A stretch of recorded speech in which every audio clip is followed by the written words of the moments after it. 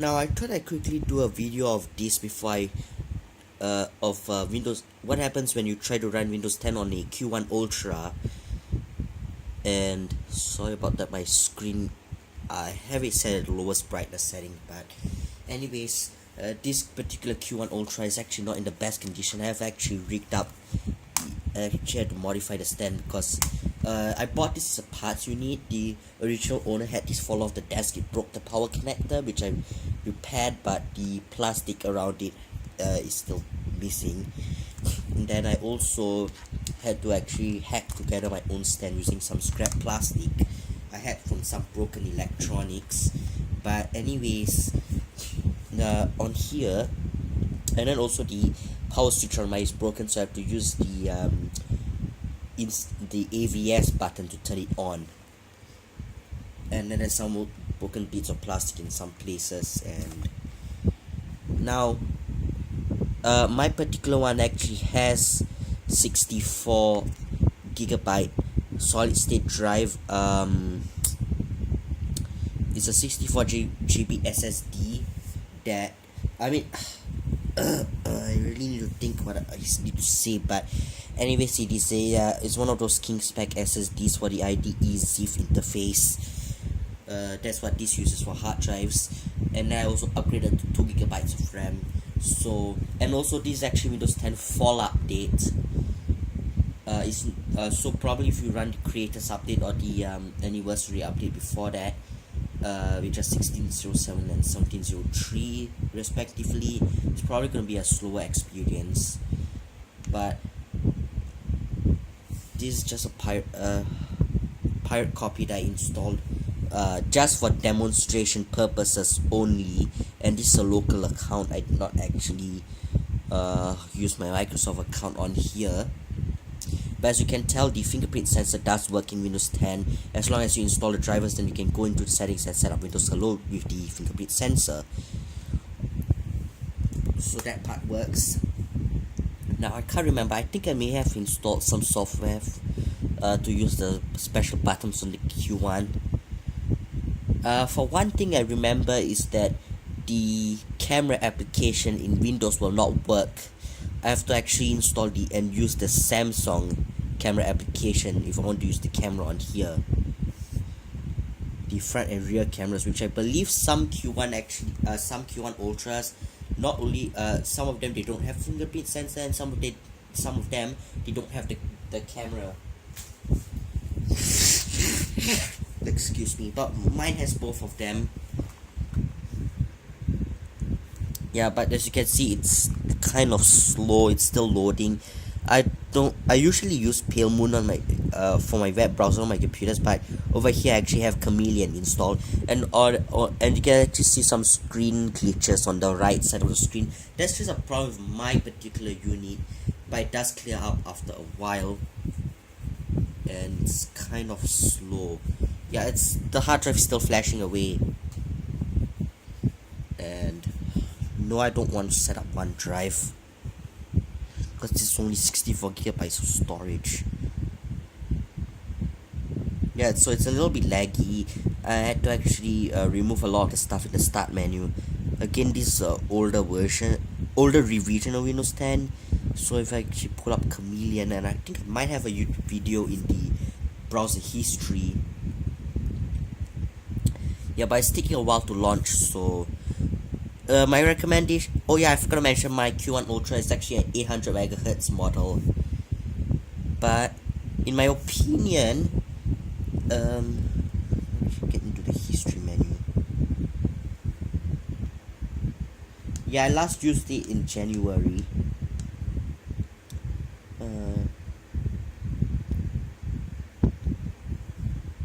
I'll just load up a YouTube video here that I have in the browser history.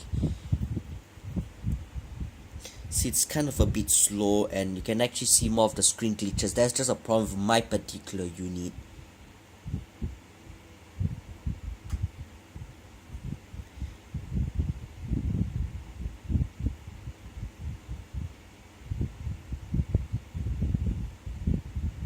Yeah, I'm not signed into YouTube on here. That's how less often I use this. I am planning to go ahead and reinstall Windows 7, which is probably like the highest version of Windows that will work properly on a Q1 Ultra. In my opinion, actually will be a dual boot bit. As you can see, the video is laggy.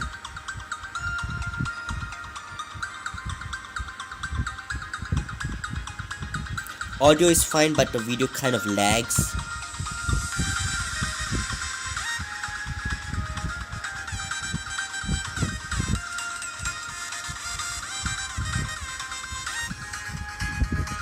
And there's a lot of screen glitching happening right now.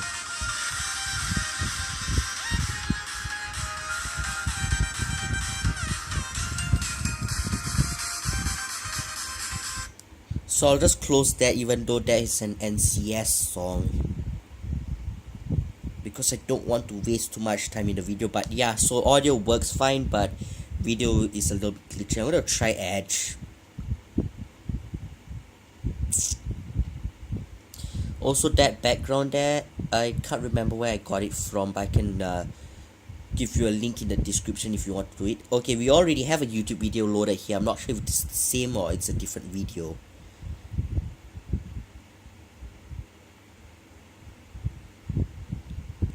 Yeah, as you can see, it's taking a while to load. Yeah, looks like I do have the software for the special Q1 controls.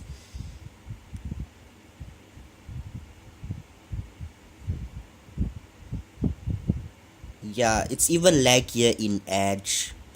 Chameleon is a lightweight browser, that's why I have it on here.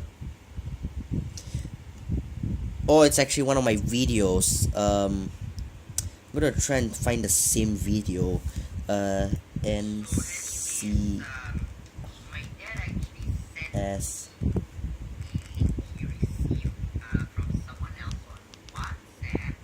Yeah, it's actually very laggy. It's not actually taking in the text input.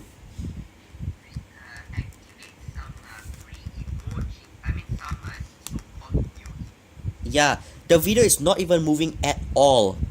So it is that laggy.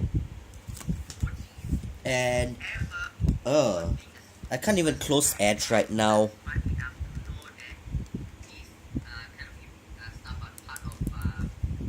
Okay, there it goes. But yeah, it's kind of laggy. And then it's taking a while to load up this. I have hardly any programs I have hardly any third-party software installed on this installation, so you can already tell how slow it is. And also, again, this is the older 15.11 revision of Windows 10. So with the latest 17.03 revision, that is the latest revision as of making this video. It's probably gonna be even slower. But yeah, Windows 10 on a Q1 Ultra is not going to be a smooth experience. So again, if you have a Q1 Ultra, you're probably better off sticking with Windows XP or Windows 7 or maybe some version of Linux. I am planning to actually reinstall this with a dual boot between Windows 7 and Debian 8.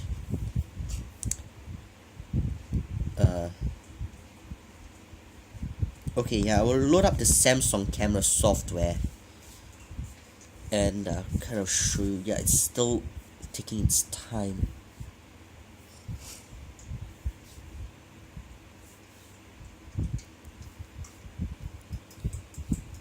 Yeah, sorry about the fact that the brightness is dim, but I usually like to use my devices at the lowest brightness setting.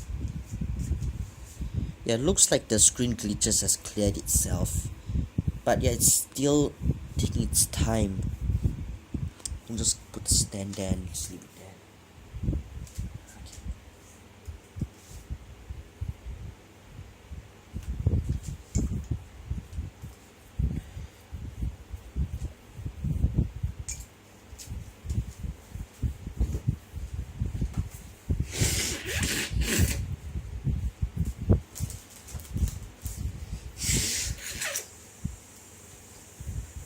For whatever reason, Samsung's camera application always asks for administrator permissions when I try to run it. Of course, the stock Windows 10 camera application does not do that.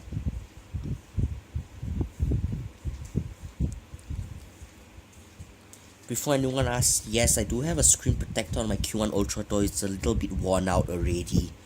It has some sticker residue in some places, so I don't want to launch multiple instances. Yeah, so it's very slow.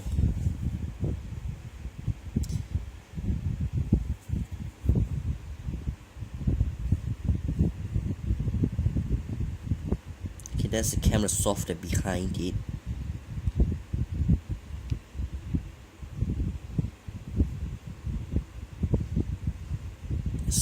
Still hasn't initialized the camera.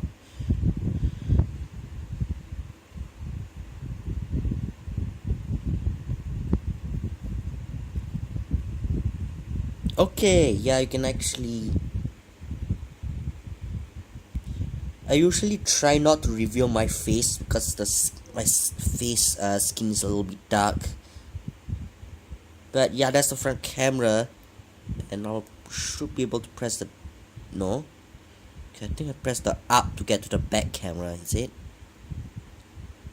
Yeah, so as you can see, the rear camera does work. So I'll just close that. Camera does work, so... And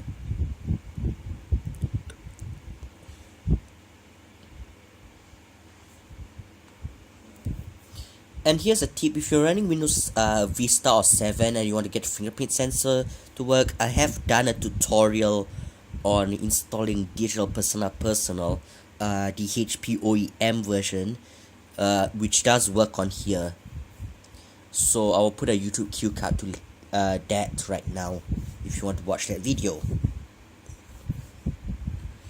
And yeah, it's taking a while to load the full apps list, but I want to show you what happens if you try to use the stock Windows 10 camera application.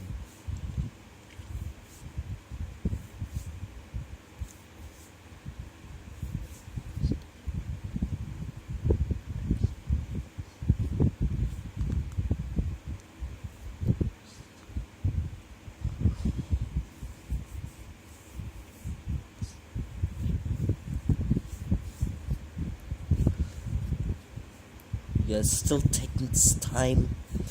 One of the bottlenecks being that it uses the IDE interface. It doesn't use serial ATA. And also it has 800 megahertz processor.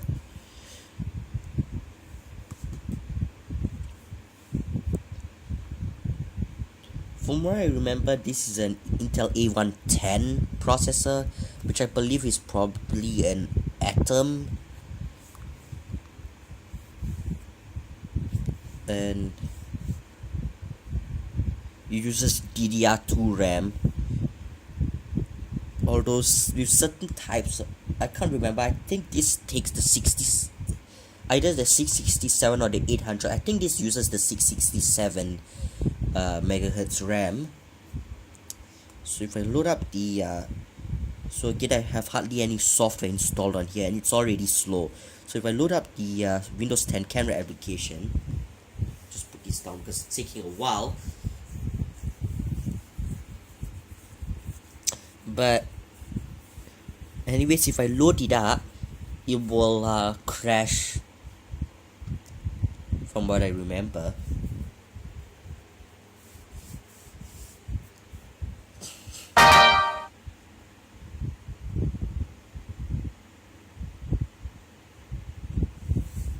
Come on. Yeah, still hasn't opened it. It just created the taskbar button. Okay, there it is. And it's still loading.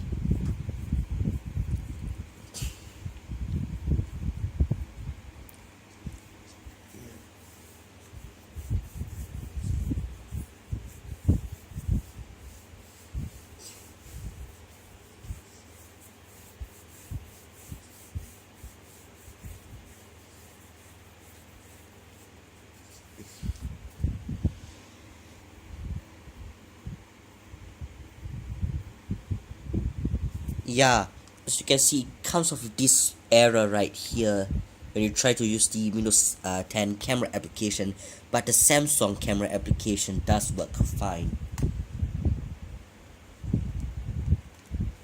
Other than that, all the other stuff do work as expected as they do in Windows 7. Oh yeah, and the volume controls on the top here, see if I actually touch them, see it's a little bit slow, but it does actually change the it will actually show a little volume OSD here, and it will actually adjust the volume.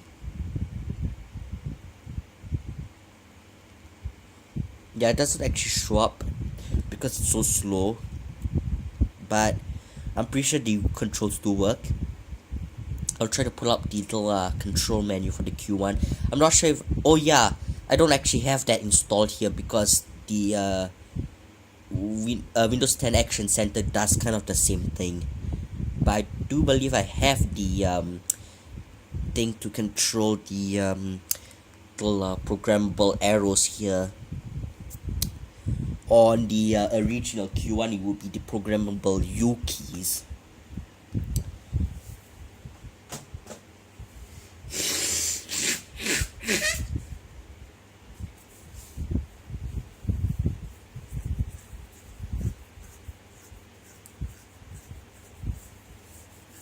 Ah, damn it, no. Yeah, but again, it's very laggy.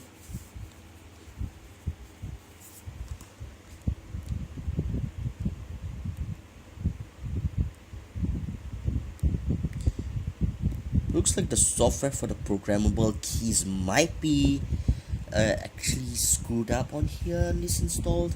Okay, there it is. It finally came up. See, it takes so long to actually open that. I remember now it's called Easy Button Manager, but that's the program I use to program the little arrow keys on the side here. It's also responsible for the other hotkeys like the buttons on the top there and stuff. I didn't create any custom configurations like I did when I have Windows 7 on here.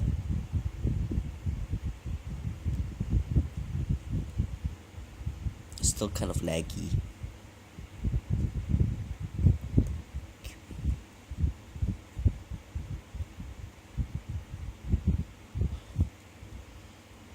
So that's about it for attempting to install Windows 10 on here.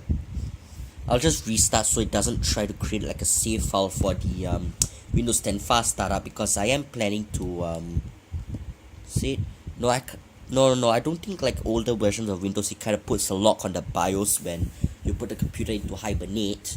Now I don't think Windows 10 actually does that these days.